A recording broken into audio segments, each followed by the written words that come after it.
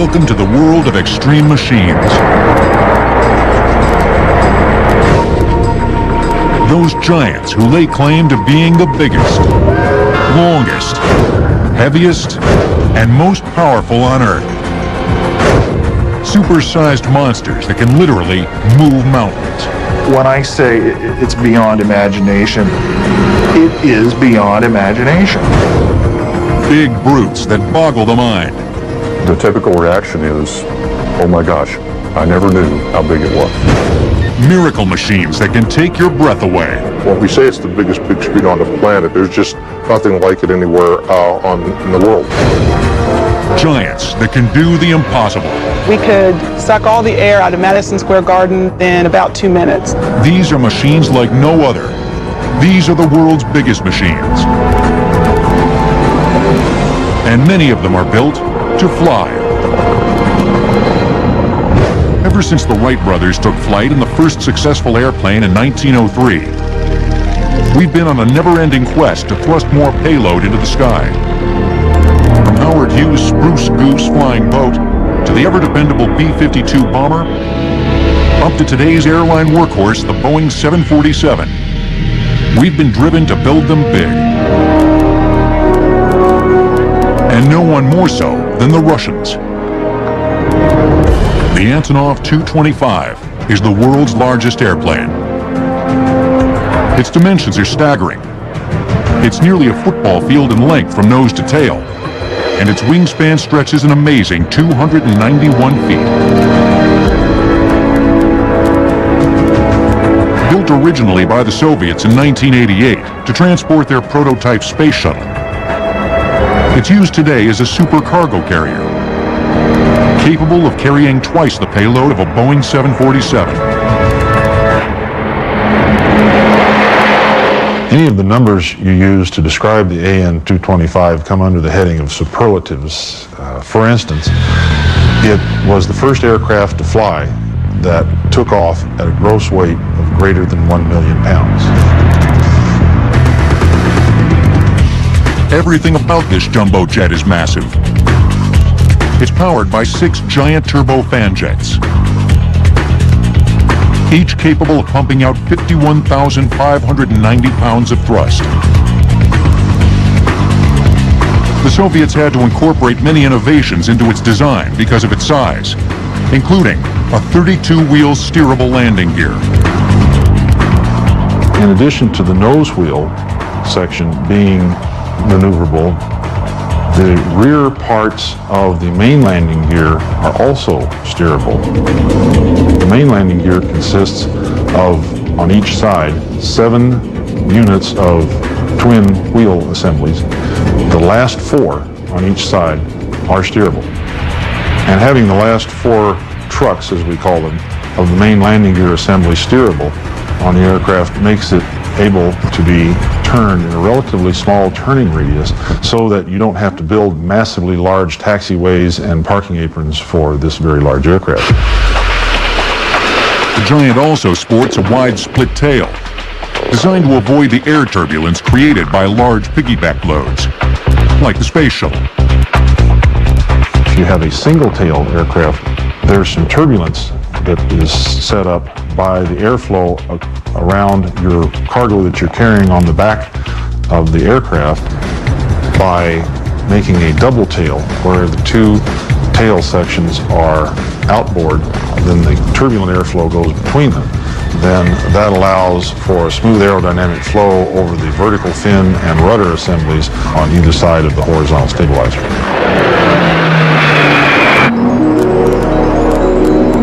The AN-225 made its international debut in a style befitting its dimensions when it landed at the 1989 Paris Air Show with the Soviet space shuttle on its back. From the beginning, it caused a sensation. However, its glory days were short-lived. After the fall of the Soviet Union in 1991, the plane was without a mission. It was grounded in Kiev and scavenged for parts. Then, after nearly 6 years, the only AN-225 ever built was rescued from a scrap heap by the Antonov Group. who put $20 million into refurbishing it as a cargo carrier. Today, their investment is paying off, carrying everything from heavy construction machinery to oil drilling equipment to fleets of cars. The future once again looks bright for this giant of the skies. Crucial to the success of the Antonov and other big powerful planes was the development of the jet engine. Today, the engines are becoming giants themselves. Dr. Hans von Ohain of Germany and Sir Frank Whittle of Great Britain are recognized as co-inventors of the jet engine.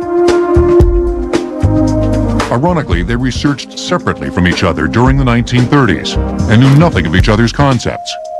Yet both produced functional jet planes by the early 1940s. Jet engines operate by sucking in air with a fan. They then compress the air inside the engine and spray it with fuel, which is ignited. The burning gas expands and blasts out the back of the engine, thrusting the aircraft forward. General Electric has produced the world's largest and most powerful jet engine, the GE90-115B. We've broken the world's record twice for demonstrated thrust, most recently demonstrating 127,900 pounds of thrust. That's equivalent to over 100,000 horsepower. The massive engine was developed to power twin-engine airliners like the new Boeing 777. Many experts believe twin-engine aircraft may prove to be the wave of the future in the airline business, because they're less expensive to operate than four-engine planes. Even veterans of the aviation business are amazed by the engine's size. They're pretty much awestruck. A lot of them really just are kind of silent and just, big eyes, and this look on their face is just almost incredible to see. It's so much larger than any other engine they've ever seen before. The key to the success of the engine is its giant 128-inch diameter fan, one of the largest ever constructed for a jet engine. The fan sucks in enormous amounts of air that allow the engine to generate its record-breaking thrust. Most jet engine fan blades are made of extremely strong titanium. However, constructing a fan this large, entirely of titanium, would have made the engine impossibly heavy. General Electric solved this problem by designing new fan blades made of lighter carbon fiber polymeric materials, and then giving them a titanium leading edge for strength. The shape of the fan blades is also a key ingredient in creating the engine's enormous power. Older engines used simple straight up and down fan blades, but the GE90 is equipped with aerodynamic swept wing blades. The unique shape of the fan blade is key to the technology of the engine as well, and that 3D shape, that beautiful 3D shape that you see, draws in more air than just a straight up and down or radial blade. It actually draws in more air in the same circumference, and that extra air gives us that extra little bit of thrust that we need. Before the engine could be certified for flight, it had to be put through a battery of demanding tests. The testing is to assure that the engine can fly in any environment safely. We look at any extreme environments and make the testing more severe than what you'll see in operation on an aircraft. We have water ingestion testing. We take in about 4.5 tons of water a minute and show that the engine can continue to operate and not stall taking in that kind of volume of water. We also do hail ingestion testing. We have several little cannons that shoot hail into the engine. They shoot about 3/4 of a ton of hail in 30 seconds. Nothing was left to chance. Technicians tried to recreate and analyze every possible problem that could happen to the engine. An engine, when it's operating on an aircraft, takes in a lot of air. It can also take in anything else in the environment, such as a bird. So we're required per the FAA to shoot bird carcasses into the engine and to show that we can continue to sustain operation even after taking in the bird carcasses. Perhaps the most important test of the engine is the flight test. Since the early days of aviation, special planes have been designated for testing new equipment.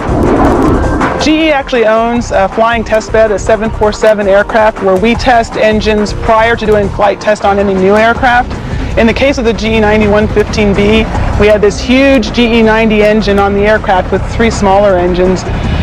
Amazingly, the engine proved powerful enough to fly a giant 747 by itself. We had these 3 smaller engines that we actually cut the power to all those engines and just flew it on the one GE90-115B engine.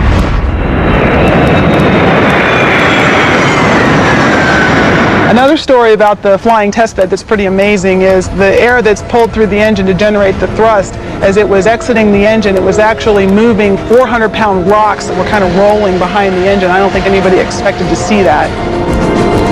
After 2 years in development, the $21 million engine is now a fixture on the Boeing 777, ushering in a new era for twin-engine airliners. Fixed-wing aircraft builders aren't the only ones who think big. The Sikorsky CH-53E Super Stallion is the largest helicopter in the Western world. It's the largest helicopter that we own. The dimensions of the helicopter, it's 99 feet long. The rotor head is 79 feet in diameter. From ground to the top of the tallest tailblade is going to be about 28 feet. Ever since the 1950s, helicopters have been used to carry heavy objects slung beneath their fuselages on cables. Today, when it comes to heavy lifting on the battlefield, the CH-53E is the first choice of the United States Marines. The CH-53 Echo was originally designed to carry 32,000 pounds at 100 knots indicated airspeed for 100 nautical miles, hover on station for 5 minutes, and then make the return flight home.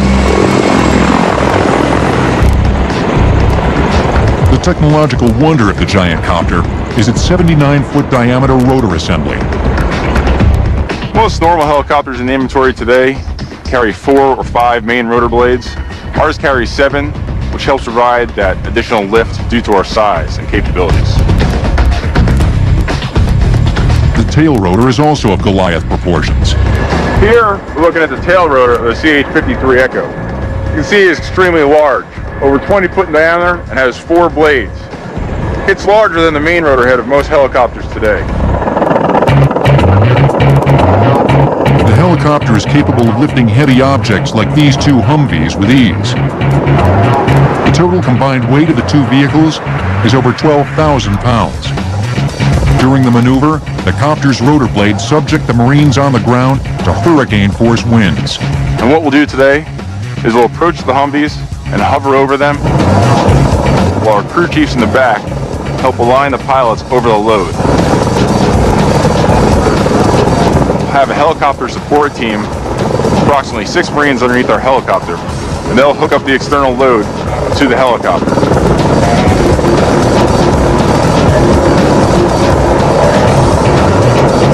Once we pick the Humvees up off the ground, our crew chiefs will make sure the load is steady and is riding in the correct fashion, and they'll clear the pilots for forward flight.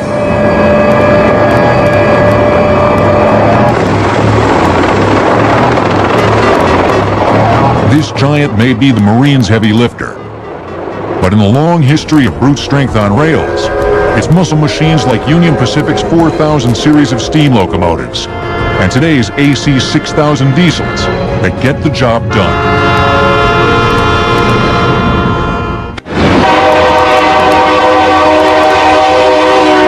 Today's giant locomotives are the latest muscle machines to power the railroad industry. British engineer Richard Trevithick built the first practical steam locomotive in 1804. He started the industry on a fast track to building them bigger and bigger. During the steam era, this drive toward mammoth engines reached its zenith with Union Pacific's Big Boy 4000 series, the largest steam locomotives ever built. Oh, the Big Boy was 132 feet 9 inches from coupler to coupler. It's about 16 feet 2 inches tall, about 10 feet, close to 11 feet wide. It weighed 1.2 million pounds, which is 600 tons when it was fully loaded with coal and water ready for the road. First put in operation in 1941, the Big Boys were built to pull heavy freight trains through the steep mountain passes of the Rockies. Whenever they pulled into town, they drew an admiring crowd. The ground would literally shake when a big boy rolled by, so they were very impressive machines to watch. Designed and constructed by the American Locomotive Company of Schenectady, New York, the Big Boy presented its builders with some major engineering challenges.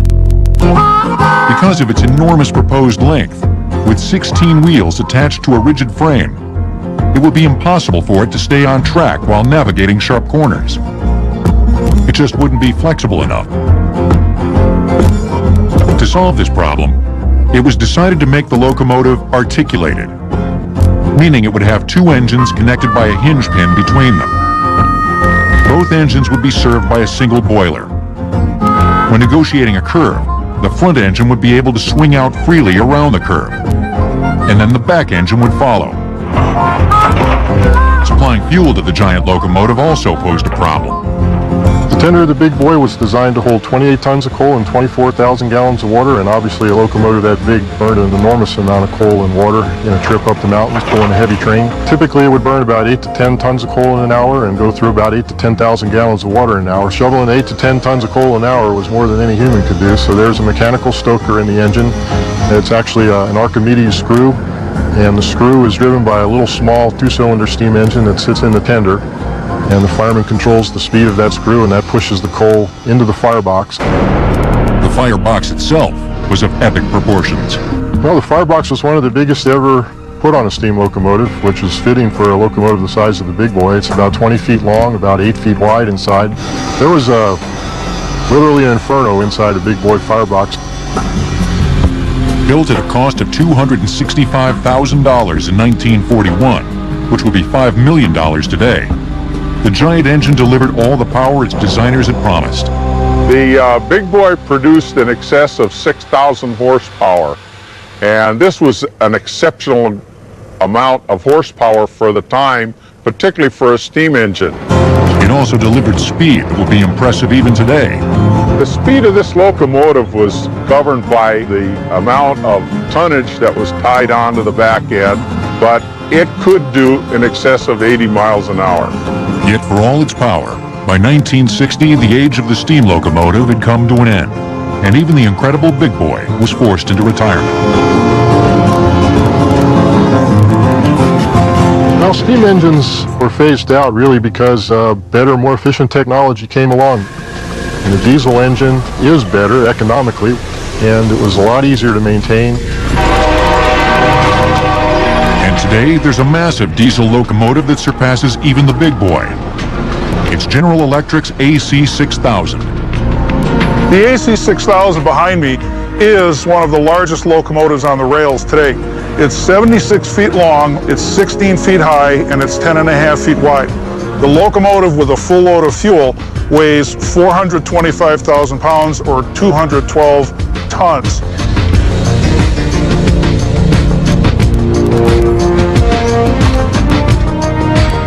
This $2 million giant is quantum leaps ahead of the Big Boy in terms of technology. The AC6000 is powered by one large 16-cylinder diesel engine. The diesel engine produces 6,000 horsepower for traction. That's power that goes down to the rails. Everything about the engine is huge. To put things in perspective, I've got two different pistons for you to look at. This is a piston out of a modern Class 8 over-the-road truck engine, the kind you'd see racing down the interstate highway. This piston will produce 112 horsepower in that engine. By comparison, this is a piston out of the GE AC6000 engine. This piston in that engine will produce 375 horsepower. Although called a diesel locomotive, the engine is really a combination of power plants. Most people don't understand that a diesel locomotive is actually a diesel-electric locomotive. The diesel engine produces horsepower, and it drives an alternator which produces electrical energy. That electrical energy is then controlled and fed down to 6 traction motors, one on each axle, and that's where the pulling power actually is produced. The locomotive uses AC, or alternating current traction motors, which are very efficient and reduce wheel slippage significantly. In the world of railroading, wheel slippage is to be avoided because it reduces speed and power. By using separate AC motors on each axle of the locomotive, and monitoring them through a central control computer system. The designers have ingeniously and significantly improved the train's traction, a key ingredient to the rail giant's success. So each of the 6 axles on the AC6000 is controlled individually from the other 5. In that manner, when one wheel has a tendency to slip, it can be controlled and the other 5 axles can pick up some of the load temporarily until the locomotive passes across that slippery section of track. There are only 106 of these Titans operating around the world today. They are the locomotives that are called in when only the biggest and the strongest can get the job done.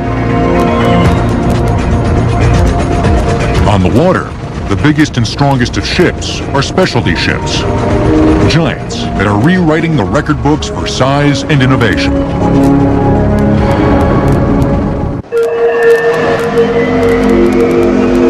Over 2/3 of the Earth's surface is covered with water. The monarchs of this aquatic domain are giant ships. They come in all shapes and sizes, and all have specialized tasks. From military giants to cruise ships, to oil tankers, and huge cargo carriers. The world of big machines on the high seas is one of great diversity. Some of the largest and most impressive of these marine engineering wonders are the heavy lift ships. When it comes to piggybacking huge cargoes on the world's oceans, shipping companies, oil drillers, and the United States Navy turn to these giants of the seas, including Dockwise Shipping's massive Blue Marlin.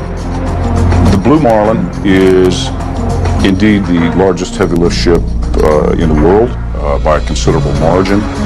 She's 737 feet long overall and 206 feet wide. The ingenious process by which heavy objects are loaded onto the huge ship is one of the marvels of modern naval engineering.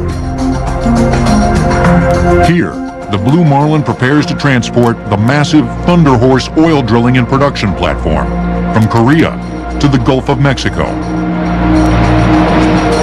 The Thunder Horse is definitely the largest oil and gas floating offshore platform ever built.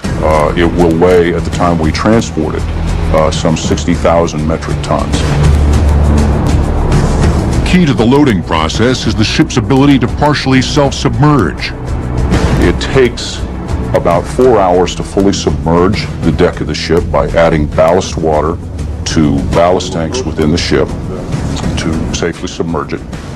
And you'll note on the aft end of the vessel are 2 large, what we call buoyancy towers. These towers also contain ballast tanks, which we will fill with water, which enable the ship to submerge on an even keel. Maneuvering the giant oil platform into place is a delicate operation, even though it involves thousands of tons of equipment and thousands of horsepower. In using tugboats, the floating cargo is brought over the deck of our ship, whereupon we attach winch wires to the cargo from winch towers on the vessel. We then slowly bring the cargo over the deck of the ship into precisely the right position. The final part of the operation comes when the Blue Marlin is resurfaced to a proper draft. Perhaps the Blue Marlin's greatest moment of glory came when she was chosen to ferry the stricken Navy destroyer USS Cole back to the United States after it was attacked by terrorists in Yemen in October of 2000. The hole in the side of the Cole was very big and made the vessel unseaworthy. So basically the challenge in loading the USS Cole was not so much the weight of the ship, because a destroyer like that weighs about 8,500 tons, which for the Blue Marlin is a relatively insignificant amount of weight. The challenge really was more, how do you put a long, narrow body like the Cole onto the top of our ship and stabilize it so that it doesn't tip over. The transport of the Cole was very smooth, very uneventful. voyage, very successful, I would say, on the part of Dockwise and the U.S. Navy. Another class of ocean giant that boggles the mind is that of oil drill ships. The biggest of them is Transocean's Discoverer Enterprise. The ship's 835 feet long, 125 feet wide. The derrick tower is more than 375 feet over the surface of the water above the ridge. Drill ships ply the oceans, exploring their depths for oil and gas fields. As oil reserves dwindle onshore and along coastlines, oil companies are turning more and more to deep-sea exploration. The need for additional reserves in oil and gas production has driven the industry into ultra-deep water. In order to satisfy our clients and reach these new frontiers, we have to continue to develop bigger and better tools. The Discoverer Enterprise's hull was built at the Estano shipyard in El Ferrol, Spain. She was completed in Pascagoula, Mississippi in 1999. The ship isn't just big, she's revolutionary. We decided to throw out all the conventional thinking and start all over with a clean sheet of paper. Part of that process led to the development of what we call dual activity drilling, where we utilize two complete sets of equipment on one rig to be able to drill two wells simultaneously. The ship is so big because it has to accommodate two complete sets of drilling equipment. This dual drilling capability allows the Discoverer Enterprise's clients to save up to 40% developing oil fields because it speeds up the whole process. The ship often operates in such deep water that anchoring while drilling is impractical. Instead, an ingenious high-tech stabilizing system has been developed. We use what's called dynamic positioning. Dynamic positioning consists of computer-controlled thrusters that have inputs from satellites for positioning. We take inputs from satellites to determine what our position is. We then use a computer to very tightly control the position of the vessel using 7,000 horsepower thrusters. The system is so efficient that it can hold the ship steady in gales up to 70 miles per hour. In very high winds, in fact, we're able to maintain location within a few tens of feet in thousands and thousands of feet of water. All of this combined technology adds up to a truly amazing ship. One that is capable of digging to incredible depths. The ship is capable of drilling in 10,000 feet of water or more. In addition, even in that water depth, we can drill wells that are nearly 5 miles deep below the seafloor. Oil drill ships may be the champs for digging deep into the earth beneath the sea. But when it comes to digging on land, nothing can top the giant excavators.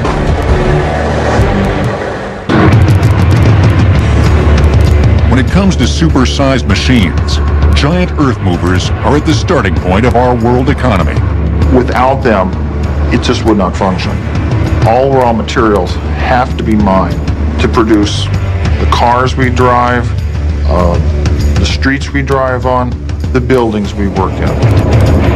Among the biggest of all earth movers are giant bucket wheel excavators. Some reaching over 700 feet in length, 300 feet in height, and weighing as much as 30 million pounds.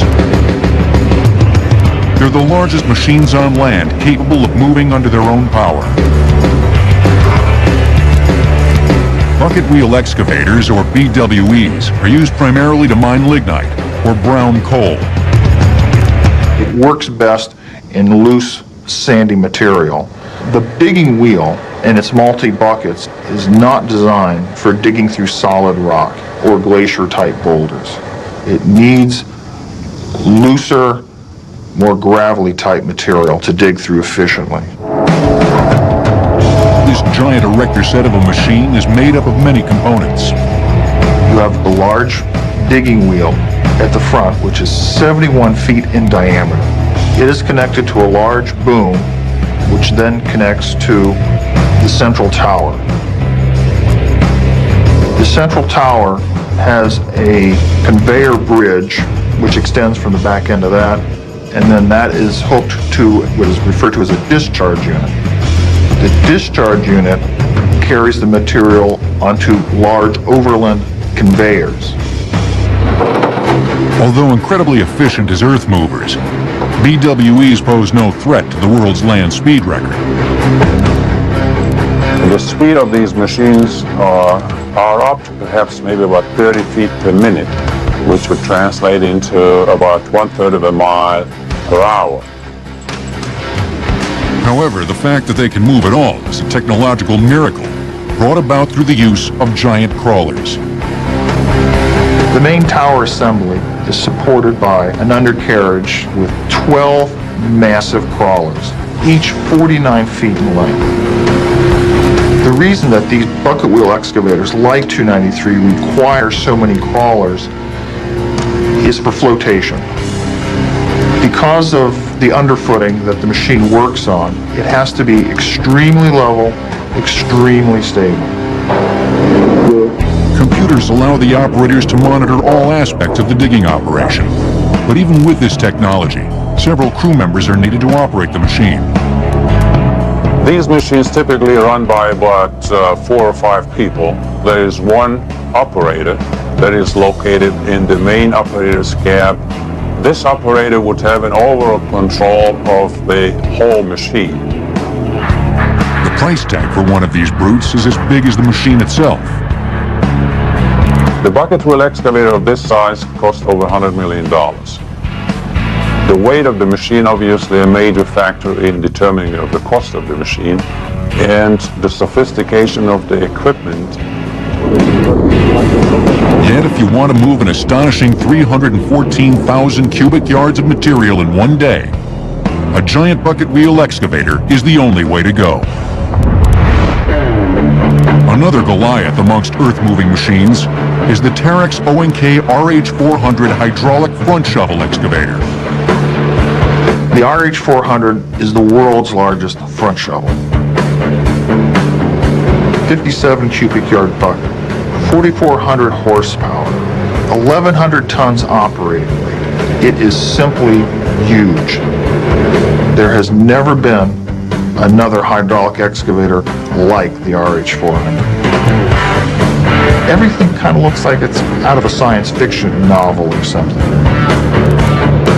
With its gigantic bucket, it's able to do the work of many smaller excavators in less time, and with more efficiency.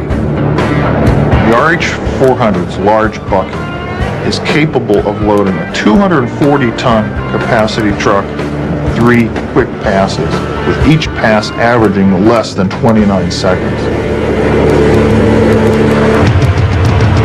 One of the main advantages of a hydraulic diesel shovel is its mobility. Unlike some electric shovels tethered to power lines, it can move freely. Once it's finished working on a location, it can relatively quickly move to another working location and go right to work. Mining companies thinking of buying the giant shovel can also expect to shovel out a lot of cash. They have to be ready to write a big check for, in the neighborhood of $10 to $11 million. But because of their size and their massive capacities, their productivity should outweigh the cost of the machine in the long run. And speaking of long runs, in the world of publishing, huge new printing presses are bringing a whole new meaning to the words, power of the press. Possibly more than any other invention, the printing press changed the world. And now, they're among the world's biggest machines. Prior to the invention of the press, written information was available only to an elite few who read books that had been written by hand. Johannes Gutenberg developed the first press with movable type in Germany around 1440. After its invention, knowledge about science, literature, technology, and journalism became available to everyone and spread across the globe.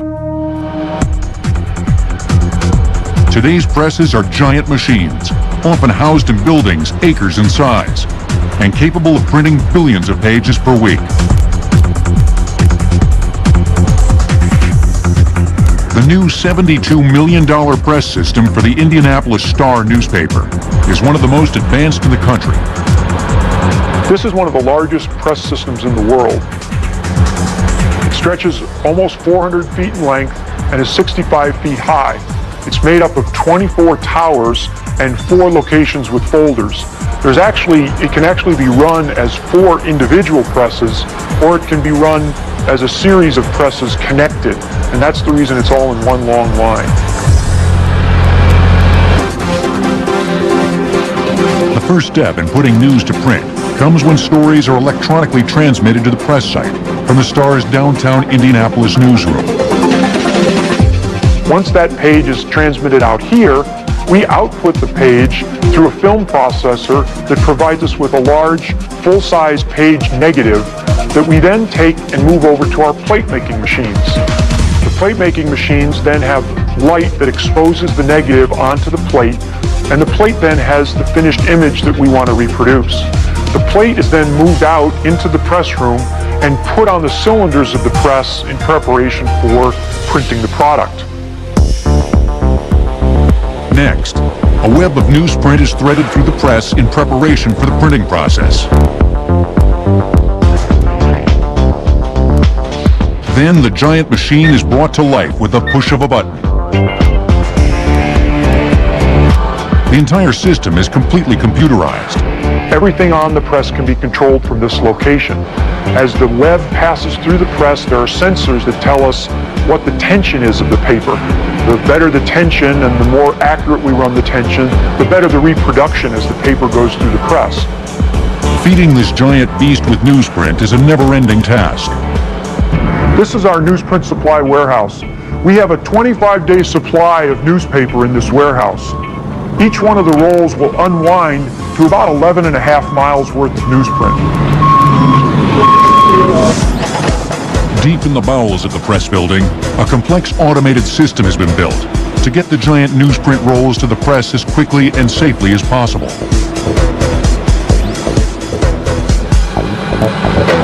The awesome machine's demand for ink is also insatiable. This is our ink tank farm. We've got 6 large tanks here, 2 7,500-gallon black tanks, and 4 2,500-gallon tanks that we use for our blue, red, yellow, and spot red colors. During the course of the year, we'll use over 200,000 gallons of ink. One unexpected byproduct that resulted from the installation of the new presses was the amount of climbing workers had to do to maintain them. I would say that overall our operators consistently lost a few pounds each moving to working on these presses because of the size of them. Papers rumble through the press at up to 25 miles per hour.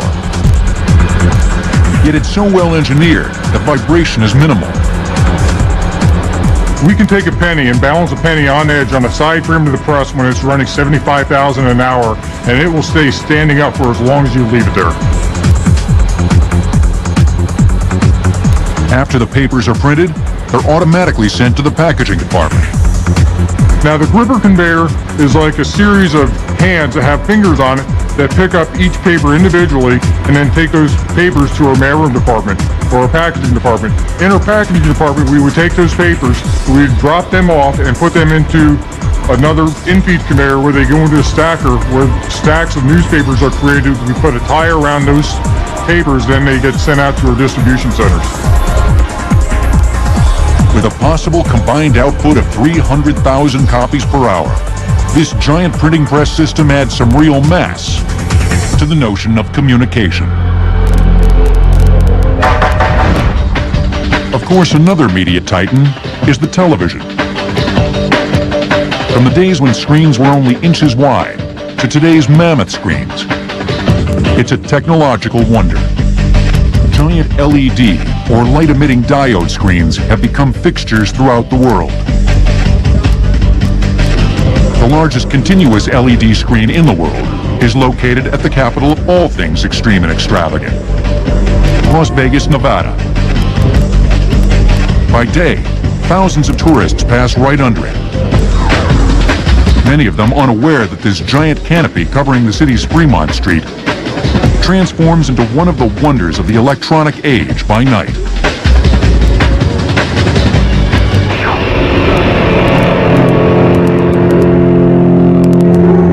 It's called Viva Vision, and it's the star attraction of the Fremont Street experience in downtown Las Vegas. It's close to 5 football fields long. It's 1,500 feet in length. It's 90 feet up in the sky. There's over 12 million lights on the canopy. It's supported by 550,000 watts of sound. So when we say it's the biggest big screen on the planet, there's just nothing like it anywhere in the world. At the heart of the gigantic display are the tiny LED lamps.